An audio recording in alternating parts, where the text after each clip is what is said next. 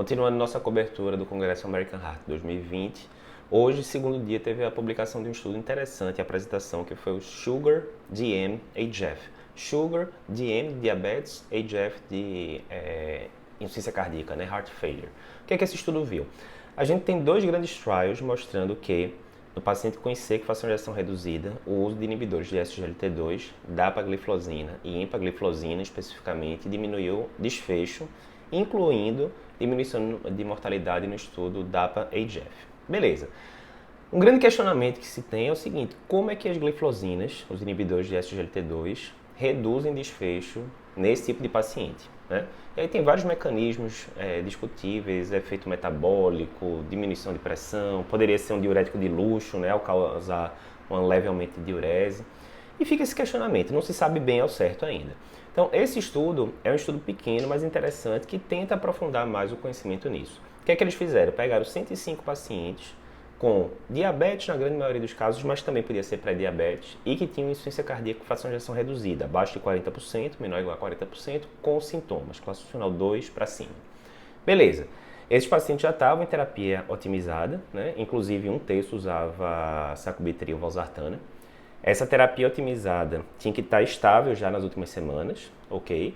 E metade dos pacientes, mais ou menos, era randomizado para tomar placebo, metade para tomar empagliflozina, 10 mg por dia. Ok. Os pacientes, então, eram submetidos a uma ressonância no começo do estudo e 36 semanas depois era feita a segunda ressonância.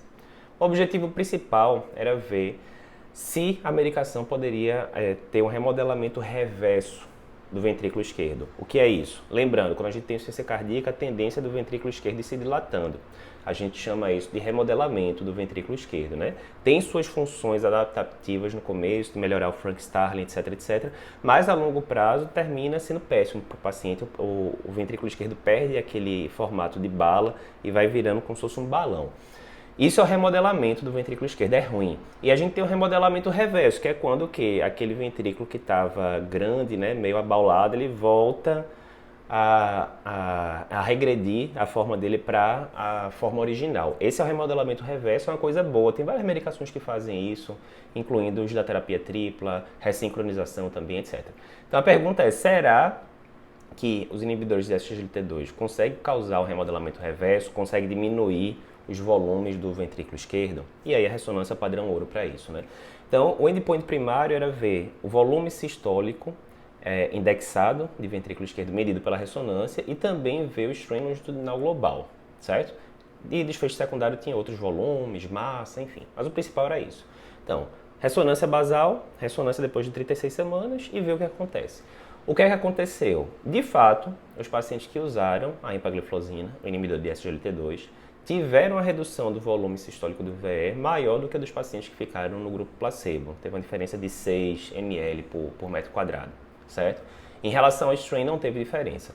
Quando ia para os desfechos secundários, diminuía um pouquinho mais também NT-proBNP, reduzia um pouquinho também mais o volume diastólico final do ventrículo esquerdo, etc, etc. Então, beleza. A conclusão do trabalho é essa. De fato, o inibidor de SGLT2 causa algum grau de remodelamento reverso. A grande pergunta com tudo que vem é o seguinte: mas qual o mecanismo? Continua a mesma pergunta, certo? Qual o mecanismo? Seria porque diminuiu a pós-carga, que a gente sabe que tende a diminuir um pouquinho a pressão, tanto sistólico quanto diastólico, o inibidor de SGLT2. Nesse trabalho, o efeito era muito pequeno, a princípio não deveria justificar uma melhora em relação ao remodelamento reverso. Beleza. Será que foi uma diminuição de pré-carga? Porque tem um efeito diurético, o inibidor de SGLT2, né? Isso aí a gente sabe não é grandes coisas, mas tem. Será que não foi porque diminuiu a pré-carga? E aí diminuindo a pré-carga, o ventrículo tende a, entre aspas, murchar um pouquinho, né? Pode ser.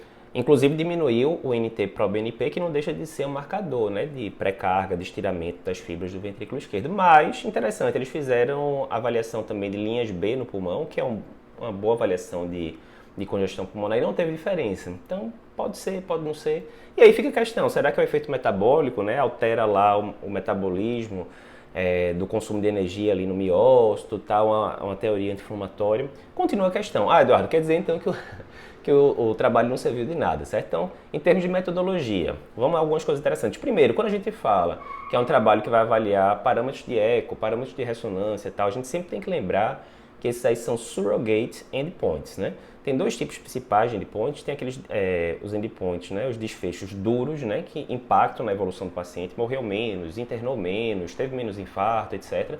E tem aqueles endpoints mais moles, né, mais softs, né, que os americanos chamam, que geralmente são essas coisas que não têm tanta relevância clínica para o paciente, né?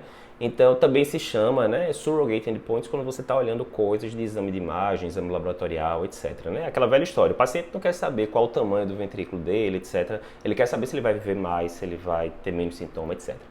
Ok, de fato, quando a gente não tem muita evidência, é uma medicação nova, eu descobri que ela diminui um pouco o volume do ventrículo esquerdo, vou começar a usá-la na prática, certo? Não, errado. Eu tenho que esperar os estudos de fase 3 mostrando que aquela droga realmente vai ser segura, primeira coisa, e eficaz em diminuir desfecho. Aqui a gente está fazendo meio que o caminho inverso. A gente já sabe que é eficaz em diminuir desfecho e a gente quer entender melhor o mecanismo. Nesse sentido, você mostrar que a droga tem algum efeito ali de remodelamento reverso é uma peçazinha mais no quebra-cabeça para a gente entender melhor o que é que os inibidores de SGLT2 fazem no coração. É um estudo que matou a questão, disse qual é o mecanismo? Não, não disse. Continua essa dúvida, como a gente falou. Será pré-carga? Será pós-carga? Será efeito metabólico? Não se sabe ainda, o objetivo do estudo não era esse.